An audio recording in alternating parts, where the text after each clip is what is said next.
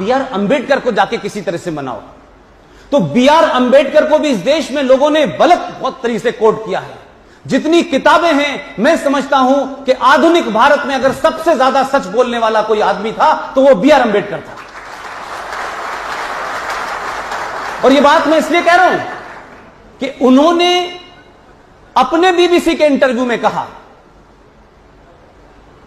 किताबों में टेम्परिंग हो सकती है, कम से कम विदेशी मीडिया को दिए इंटरव्यू की में टेम्परिंग नहीं हो सकती। और वो लोग लाख बुरे हो, आप पे राज किया हो, लाख कमियां और खराबियां हो सकती हैं, लेकिन उन्होंने भारत के इतिहास से टेम्पर नहीं किया। जो था उनके अपने लोगों की भी जो खामियां थी वो भी वो लिखते हैं, और जो आपकी खामियां थी वो भी वो लिखते हैं। उसी टेलीविजन इंटरव्यू में कहा, I am not ready to accept who is this Mahatma, I don't consider Mahatma Gandhi is a Mahatma. Who is he is a very low IQ man.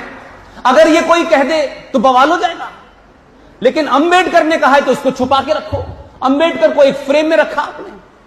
और अंबेडकर ने ही कहा, जब शेख अब्दुल्ला उनके पास गए कि धारा 370 चाहिए, तो वो जो वार्तालाप है वो अवेलेबल है, कहीं किसी 5 जन में नहीं लिखा है, हर उस जगह लिखा हुआ है जहां राष्ट्रवादियों का कोई लेना देना नहीं था।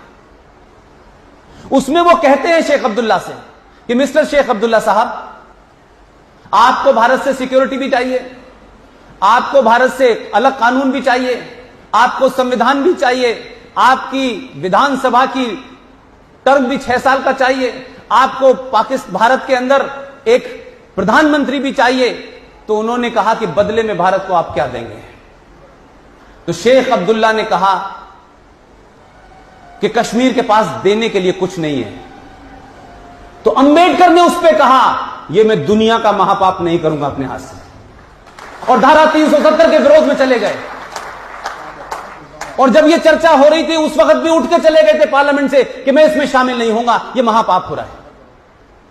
लेकिन उनकी, नेहरू साहब की शेख साहब से नजदीकियां देखिए कि जिस सेशन में यह रखा गया आर्टिकल 35 पे, उसमें स्पेशल गेस्ट बनाया गया। किसको? शेख अब्दुल्ला साहब को और उनकी विदेशी पत्नी को स्पेशल गेस्ट बना के बुलाया गया। लिहाजा आज हम कुछ भी कह लें, संविधान के बारे में बहुत सारी बातें कही जाती हैं, लेकिन तथ्यात्मक बात कहिए, वो किसके फेवर में जाएगी और किसके फेवर में नहीं जाएगी इसकी चिंता मत कीजिए। आप सिर्फ एक ही बात की चिंता कीजिए, आप बीजेपी में हैं, कांग्रेस में हैं, इससे कोई मुझे लेना देना नहीं है। आपकी बात राष्ट्र के फेवर में जानी चाहिए, किसी के फेवर में जाए या ना जाए।